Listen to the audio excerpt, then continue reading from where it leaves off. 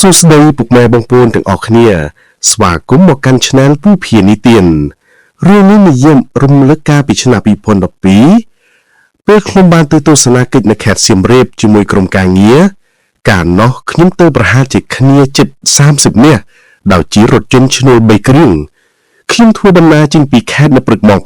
6នៅពេលធ្វើដំណើរចូលដល់ទឹកដីខេត្តសៀមរាបខណៈពេលដែលកំពុងធ្វើដំណើរនៅលើរថយន្តក្រុមការងារនាំគ្នាលេងល្បែងច្រៀងតគ្នា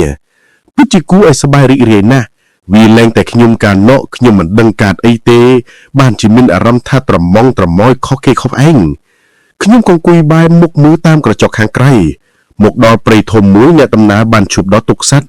ខ្ញុំមិនបានជប់ពីលើរថយន្តទេខ្ញុំសម្លឹងជក់ឡើងស្រាប់តែឃើញអ្វីមួយយ៉ាងដូចជាមនុស្សបន្តិចសត្វបន្តិចបែងចែកមិនដាច់សោះកំពុងតែឈរក្បែរដានឈើមួយសម្លឹងមករថយន្តរបស់ពួកខ្ញុំសម្បុរខ្មៅលអិតមើលមិនយល់ទេប៉ុន្តែច្បាស់ណាស់ថាអាចជាមិនមែនមនុស្សទេក្រោយមករថយន្តក៏ធ្វើដំណើរបន្តខ្ញុំមិនបាននិយាយរឿងនេះប្រាប់នរណាទេដើម្បីកុំឲ្យគ្រប់គ្នាមានអារម្មណ៍មិនសប្បាយចិត្តព្រោះនៅតាមផ្លូវផងតែខ្ញុំនៅតែក្រឡេកមើលរហូតទាល់តែបាត់ពីភ្នែកលុះដល់ពេលម៉ោងជិត12ថ្ងៃត្រង់ក្រុមការងារខ្ញុំបានមកដល់ទីរួមខេត្តសៀមរាប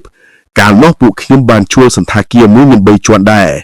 ក្រោយពីងូតទឹកសម្អាតកាយរួចរាល់មេក្រុមបាននាំពួកខ្ញុំទៅទស្សនកិច្ចដំបូងនៅកន្លែងសហគមន៍ការពារព្រៃឈើឃើញថាពួកគាត់រស់រាយណាស់ខ្ញុំឃើញមានការចិញ្ចឹមឃ្មុំបែបធម្មជាតិការច្នៃលីមេកូទៅជា gas និងជីកំប៉ុស្តជាដើមក្រោយបញ្ចប់ទស្សនកិច្ចខ្ញុំបានត្រឡប់មកសន្តាគារវិញរួចរសៀលបន្តិចខ្ញុំនិងក្រុមការងារបន្តទៅកំសាន្តម្ដងកាលនោះខ្ញុំចាប់អារម្មណ៍លអាងខ្មោចឡងនៅខេត្តសៀមរាបពេលនោះគ្រប់គ្នាក៏ចង់សាកទៅលេងដែរខ្ញុំក៏ទៅទិញសម្បុត្រប៉ុន្តែមុននឹងចូលទៅលអាងនោះខ្ញុំដើរមើលមនុស្សក្រមួនសិនទឹកដៃល្អណាស់ស្ទើរតែដូចរូបពិតទៅហើយបន្ទាប់មកខ្ញុំនិងក្រុមការងារបានដើរចូលទៅមើលភូមិជនជាតិដើមភាគតិចសិនចំពេលគេគង្គលេងពិធីរើបដីគួរឲ្យស្ងើចណាស់ចុងក្រោយពួកខ្ញុំក៏សម្រេចចូលទៅក្នុងលអាងខ្មោចឡងអារម្មណ៍ពេលចូលដំបូងមិនអីទេតែរៀងភ្ញាក់ដែរព្រោះងាកទៅឃើញមានតាំងពីអាបខ្មោចគេកំពុងតែចាក់នឹងលំពេងអ្នកខ្លះក៏ឲ្យបដុំរកាដែរបុករួមនឹងទិដ្ឋភាពងងឹតភ្លើងក្រហមខៀវភ្លៀបភ្លែតសំឡេងឆ្កែលូសំឡេងខ្ងៅរហឺខ្យល់ត្រជាក់ជួនកាលដាវទៅស្ងាត់ឈឹងរោមខ្ញុំក៏ព្រួយដែរ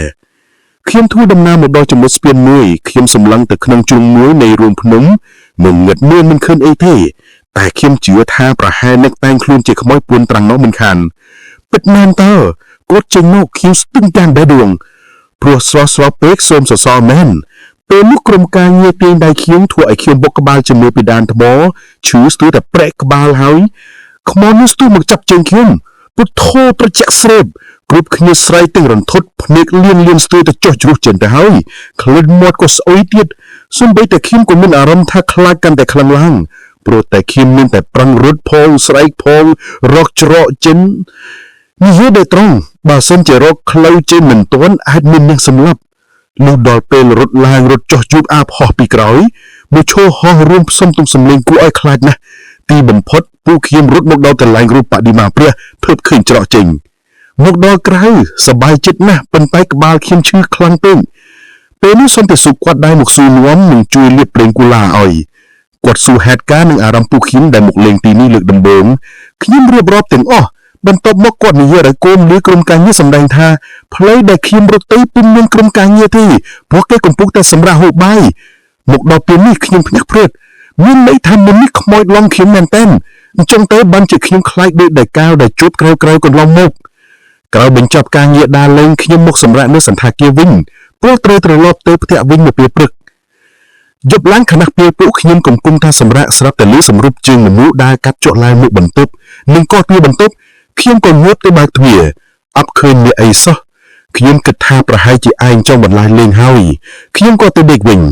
មួយសន្ទុះក្រោយមកក៏ទ្វារម្ដងទៀតខ្ញុំបើកម្ដងទៀតខ្ញុំក៏អត់ឃើញអីទៀតលើកនេះខ្ញុំមិនត្រឡប់ទៅដេកទេខ្ញុំនៅឈរចាំសំលេងគាស់ទ្វារភ្លាមខ្ញុំបើកផ្លែតទុំទេស្អាតពេលនេះខ្ញុំដឹងថាមិនមែនក្រុមការងារលេងទេព្រោះទូជាគាត់គាស់ហើយរត់ក៏លឺសំឡេងរត់ដែរខ្ញុំក៏បិទទ្វារស្រាប់តែបន្ទប់ដាច់ភ្លើង